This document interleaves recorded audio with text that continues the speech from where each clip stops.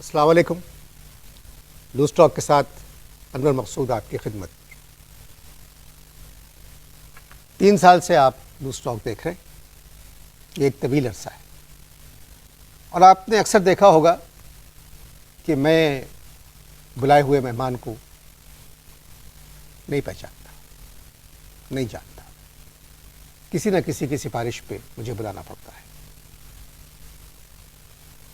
آپ کو اطلاع ہوگی، بلکہ ضرور معلوم ہوگا کہ پچھلے دنوں پاکستان میں اردو کانفرنس ہوئی. اردو ہے جس کا نام. میرے پاس کل رات ایک صحافی کا فون آیا کہ بھارت سے ایک صاحب آئے ہیں کانفرنس میں شرکت کے لیے، آپ انہیں ضرور بلائیں.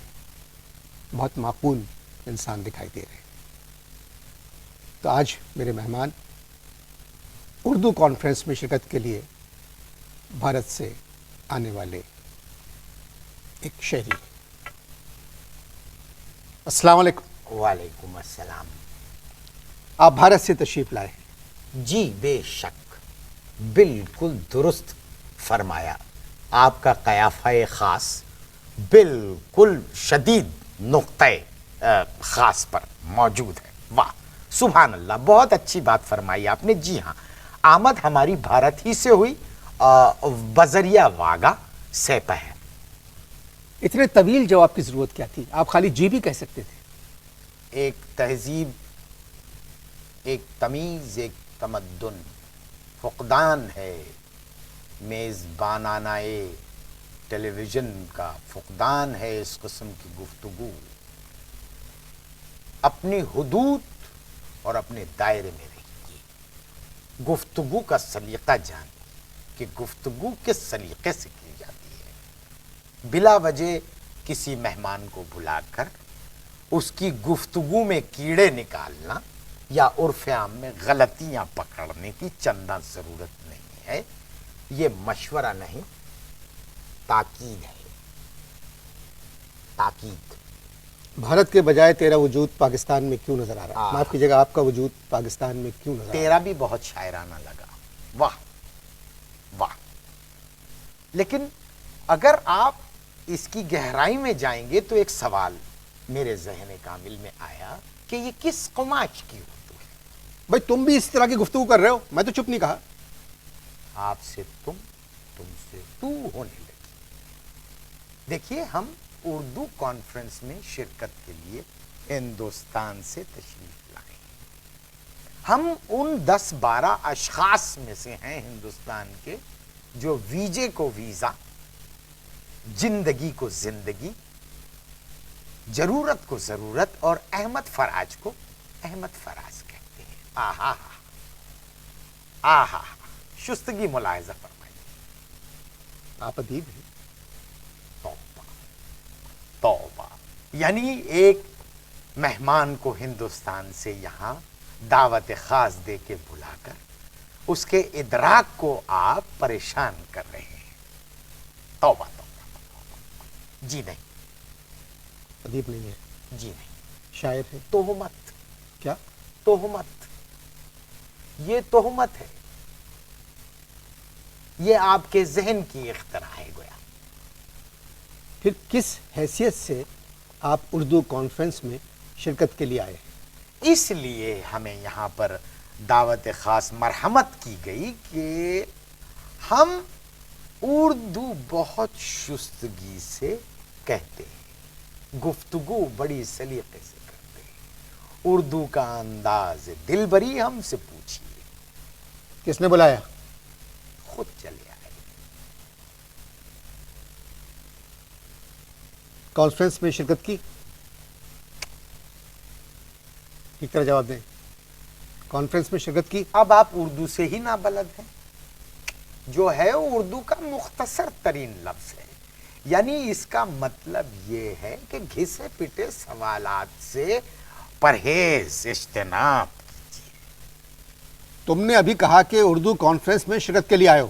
جی. میں نے کہا کہ شرکت کی یا نہیں کی. اس میں کون سا گھسا پٹا سوال ہو گیا؟ شرکت کی یا نہیں کی؟ جی نہیں. کیوں؟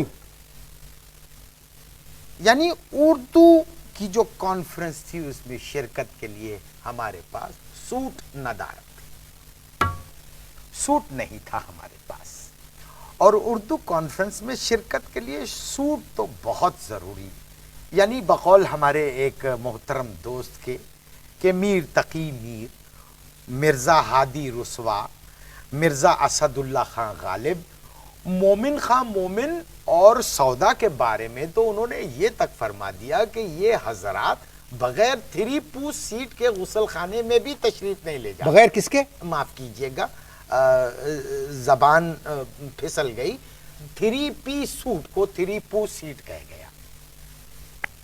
کس نے کہا آپ سے؟ کس نے کہا آپ سے؟ کس نے کہا آپ سے یہ بھائی اردو کہ کی سوٹ ضروری ہے پہننا کانفرنس؟ دیکھیے اردو کی کانفرنس ختم ہو گئی، جی ہو گئی۔ اردو کی کانفرنس ختم ہو گئی۔ اب مجھے ایک بات یہ فرمائیے کہ اردو کی اس کانفرنس سے اردو کا کیا بگڑا؟ اردو ہے جس کا نام، کس کا نام اردو ہے؟ آپ فرمائیے، یہ زباں بندی کیسی، خاموشی کیوں؟ گویا کہ ہم نے بات بالکل درست کی۔ کیا بات کی آپ نے؟ یہ جو ابھی کہا آپ سے کہ اردو، یہ جو ٹائٹل تھا اردو ہے جس کا نام، اردو ہے جس کا نام، کیا مقصد؟ داغ کا شعر ہے، اردو ہے جس کا نام ہم ہی جانتے ہیں داغ، ہندوستان میں دھوم ہماری زباں کی ہے۔ جو زبان آج کل ہندوستان میں بولی جاتی ہے، معاف کیجیے گا، اس سے میں اور میرے آبا و اجداد، جد امجد، پشت امجد بھی واقف نہیں تھے۔ تو یہ شعر بلا وجہ آپ نے لگا دیا۔ اس شعر کی غلطی ہم آپ کو بتاتے ہیں کہ اس شعر میں غلطی کیا ہے۔ اردو ہے جس کا نام، اما کس کا نام اردو ہے؟ کیا مطلب؟ بولیے نا، کس کا نام اردو ہے؟ کانفرنس کا نام تھا اردو ہے جس کا نام۔ اردو ہے جس کا نام، کس کا نام تھا اردو؟ ارے بھائی داغ بتائیے نا کس کا نام تھا اردو؟ داغ کا شعر۔ نہیں، آپ یہ فرمائیے کس کا نام تھا اردو، یا کس کا نام ہے اردو؟ آپ میری بات سنیں، آپ بھی یعنی آپ گویا توجہ ہی نہیں دے رہے ہندوستان سے آئے ہوئے ایک مہمان کی گفتگو پہ۔ بھائی صاحب داغ کا کیا شعر، بگاڑ لیا؟ داغ کا کیا شعر، بگڑا اردو کا اس کانفرنس سے؟ میں آپ سے ایک سوال آپ کے ذہن کامل کی اور یعنی یوں سمجھ لیجیے اچھال چکا ہوں، اسے قبول فرمائیے اور اس کا جواب مرحمت کیجیے۔ وہ ایک چیز ہوتی ہے صبر کا پیمانہ۔ دیکھیے اب وہ اب جب پیمانے کی بات اگر چھڑ گئی اور اگر پیمانے سے پیمانہ ٹکرایا تو ایک ہیجان خیزی کی کیفیت طاری ہو جائے گی اس گفتگو میں۔ آپ میری بات سنیں، بہت زیادہ بول رہے ہیں آپ۔ داغ کا شعر ہے، اردو ہے جس کا نام ہم ہی جانتے ہیں داغ، ہندوستان میں دھوم ہماری زبان کی ہے۔ اما ہندوستان میں آج کل جس زبان کی دھوم ہے اس زبان سے نہ تو ہم واقف ہیں، نہ ہمارے آبا و اجداد نہ وہ بھی نہ بلد تھے۔ یہ شعر کی چندہ ضرورت ہی نہیں کہ اردو تھا جس کا نام ہم ہی جانتے ہیں داغ، ہندوستان میں دھوم ہماری زبان کی تھی۔ نہ تو آپ ادیب ہیں، جی نہ شاعر ہیں، جی، اس کے باوجود آپ اسلام آباد میں اردو کانفرنس میں شرکت کے لیے آ گئے بالکل درست فرمایا آپ نے۔ اور آپ شریک بھی نہیں ہوئے، جی نہیں، اس کے باوجود آپ کانفرنس کی برائی کر رہے ہیں۔ جی ہاں۔ ان لوگوں کو معلوم ہے کہ آپ تشریف لا چکے ہیں۔ ارے صاحب، آپ یہ دیکھیے کہ اردو کانفرنس کا اخبار میں اشتہار دیکھ لیجئے، ایسا لگتا ہے جیسے آپ کی قومی ایئر لائنز کا ایئرپورٹ پہ بورڈ لگا ہو کہ ہر فلائٹ کے آگے لکھا ہوا ہے متوقع۔ اردو کانفرنس کا اخبار میں اشتہار دیکھ لیجئے آپ، ہاتھ کنگن کو آرسی کیا، پڑھے لکھے کو فارسی کیا، زیادہ تر ہندوستانی مندوبین کے آگے لکھا ہوا تھا متوقع۔ ہمارے نام کے آگے ابھی تک متوقع چل رہا ہے۔ ہم نے کہا چلنے دو، کانفرنس سے بچ گئے۔ بھارتی مہمان سے بات چیت جاری ہے، ملاقات ہوگی۔ یہ جملہ معاف کیجئے، دیکھیے اردو یہاں آ کے سکتی ہے، جنگ جاری ہو سکتی ہے، لڑائی جاری ہو سکتی ہے، گفتگو جاری نہیں ہو سکتی۔ گفتگو ہو رہی ہے، اس سے مزید بات چیت ہوگی۔ اشتہار دیکھیے۔ آپ خود بتائیں میں آپ سے کیا بات کروں. دیکھیے اگر 15 منٹ کی خاموشی ہو جائے تو چیمانی بھارت، یعنی لطف آ جائے گا. اگر 15 منٹ خاموش رہے، کوئی بات نہ کرے. میرا پروگرام ختم ہونے میں 15 منٹ رہ گئے. او ہو، آپ بنیادی طور پر کیا ہیں؟ جی نہ آپ ادیب ہیں نہ آپ شاعر ہیں، تو بنیادی طور پہ آپ کیا ہیں؟ ہم دلی کیتھولک. کیا کہا؟ دلی کیتھولک. آپ کے سمجھ میں دلی نہیں آیا یا کیتھولک نہیں آیا؟ نہیں، دلی کیتھولک سے کیا مطلب؟ دیکھیے رومن کیتھولک جو ہے ایک فرقہ ہے جو پاپائے روم کو حضرت عیسیٰ کا جانشین سمجھتا ہے. ہم پاپائے دلی کو مسلمانوں کا جانشین سمجھتے ہیں مگر ایسا نہیں ہو رہا ہے. کیا کرتے ہیں؟ بھیا نہ دھرو نہ دھرو یا بالما بھیا نہ دھرو. کلاسیکل گاتے ہیں. کس گھرانے سے تعلق ہے؟ بندے نواز جون پوری. یہ کون تھے؟ بندے نواز جون پوری کی صاحبزادی خوش شکل سے ہم نے عقد مسنونہ کیا تھا بہت عرصے قبل. بس اسی گھرانے سے تعلق ہے. میرا مطلب تھا کلاسیکی گائکی کے کس گھرانے سے تعلق ہے آپ کا؟ بھول گئے. گھرانہ بھول گیا؟ آپ گھرانے کی بات کر رہے ہیں. پریشانی کی وجہ سے اکثر ہم پاجامہ بھول جاتے ہیں. وہ تو بچے آ کے ہمیں کہتے ہیں ڈیڈی کچھ پہن لیجئے. بھارت میں تو کلاسیکل گانے والے بہت خوش ہیں. جو مر گئے ہیں وہ خوش ہیں.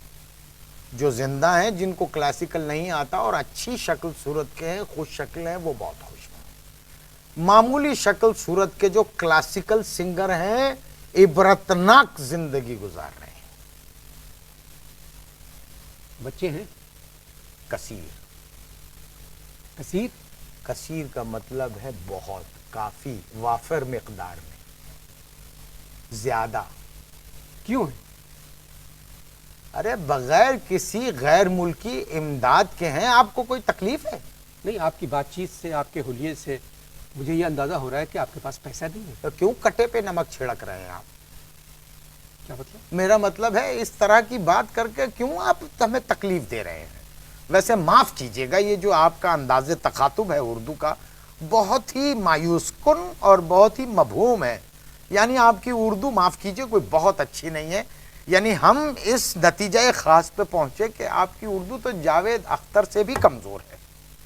آپ نے کلاسیکل گانا کس سے سیکھا؟ سچ بات کرتے ہیں، گفتگو میں سچ کو ہمیشہ ملحوظ رکھتے ہیں، جھوٹ نہیں بولیں گے اور جھوٹ کی چندہ ضرورت بھی نہیں.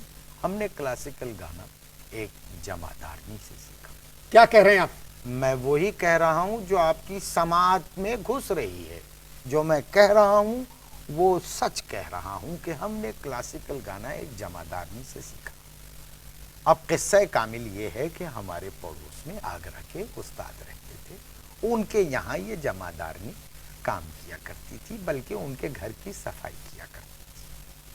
آگرہ کے جو استاد تھے ان سے وہ گانا بھی سیکھتی تھی. آواز اچھی تھی، آواز اچھی تھی اس کی. تنخواہ کی بجائے استاد اسے گانا سکھاتے تھے. ہاں ہاں ہاں، اوہو، من موہنی صورت تھی اور نمکین. گانا کس طرح سیکھا آپ نے؟ وہی عرض کر رہا ہوں، اتنی جلد بازی سے کام مت لیجئے. ویسے بھی جلد بازی کی ضرورت نہیں، وہ مر چکی ہے. ہوا یوں کہ قصہ کامل یہ ہے کہ ایک روز ہمارا گٹر بھر گیا. پانی بہ بہ کے تمام دالان کو گندا کیے دے رہا تھا. ہم نے ہرکارا بھیجا کہ جا کے بلا کر لائے. وہ لے آیا اور جیسی وہ جمعدارنی داخل ہوئی، لال گھاگھرا پہنا ہوا تھا اس نے، کالا بلاؤز، پیروں میں 2 موٹے موٹے چاندی کے کڑے، اور بیٹھ کے وہ پوچھا لگا رہی تھی. ہاں، پوچھا لگا رہی تھی اور گا رہی تھی. کیسے آؤں جمنا کے تیر، کیسے آؤں جمنا کے تیر، راگ پیلو گا رہی تھی. تو اس وقت تم کو پتا تھا کہ پیلو کیا ہے؟ جی، اس وقت آپ کو پتا تھا کہ پیلو کیا ہوتا ہے؟ جی ہاں، ہمیں اس زمانے میں صرف پیلو کا ہی علم تھا، کیونکہ 10 پیسے کی ایک بوتل آتی تھی ادھے کی، 1 روپے میں، یعنی جی بھر کے پی لو۔ آپ صرف اردو کانفرنس پہ بات کریں۔ ہمیں رہنے دیجئے، ہندوستان سے آئے ہوئے تمام ادیب و شاعر اس وقت بھی اسلام آباد میں ایک پیمانہ لے کے انگریزی میں اردو کا مستقبل سنوار رہے ہوں گے۔ آپ لوگ پلیز اشتہار دیکھیں۔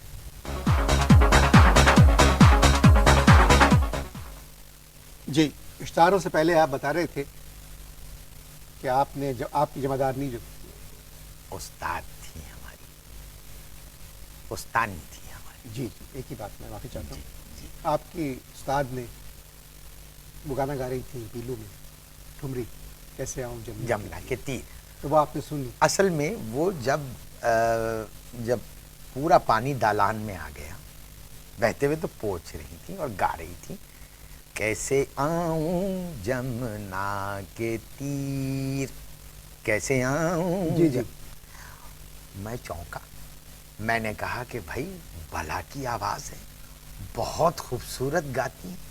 تو کہنے لگی آگرہ کے استاد کی صفائی کرتی ہوں، صاف کیسے نہیں گاؤں گی اور اچھا کیسے نہیں گاؤں گی۔ اور کہنے لگی کہ استاد محترم جو ہیں تنخواہ نہیں دیتے، مجھے گانا سکھاتے ہیں۔ اب ہم نے کیا کیا کہ صاحب موقع جانتے ہوئے ہم نے بھی اپنی ایک فرمائش داغ دی۔ ہم نے کہا کہ بھائی جو کچھ بھی آپ آگرہ کے استاد سے سیکھیں ہمیں سکھا دیا کریں، ہم آپ کو دگنی تنخواہ دیں گے۔ وہ مان گئی۔ گانے کا شوق تھا آپ کو؟ جی ہاں، بہت شوق تھا گانے کا۔ باجا وغیرہ گھر پہ تھا؟ ایک ہارمونیم تھا، اسی پہ سیکھا تو کرتا۔ گھر میں کسی نے اعتراض نہیں کیا کہ آپ ایک جمعدارنی سے گانا سیکھ رہے ہیں؟ کون اعتراض کرتا؟ گھر میں تھا ہی کوئی نہیں، بس ایک والد تھے، کمر رہ گئی تھی، پڑے رہتے تھے بستر پہ، مگر اچک اچک کے وہ دیکھا کرتے تھے جمعدارنی کو، یعنی ہماری استانی کو دیکھا کرتے تھے۔ اور ایک دن کہنے لگے تانے لگانے کو جی چاہ رہا ہے۔ اب میں نے کہا کہ بھائی دیکھیے مناسب نہیں ہے۔ ٹھیک ہے، انہیں اعتراض تو نہیں تھا آپ کی گائکی کن کو؟ کہ آپ گانا سیکھ رہے ہیں جمعدارنی سے؟ نہیں، کسی کو بھی اعتراض نہیں؟ دیکھیے والد صاحب کو تو کوئی اعتراض نہیں تھا، لیکن ہماری استانی نے کوئی 150-200 مرتبہ اعتراض کیا آپ پر؟ جی ہاں، کیوں؟ کہ تمیز سے بیٹھ، اپنے اوقات میں رہے، آپے میں رہے۔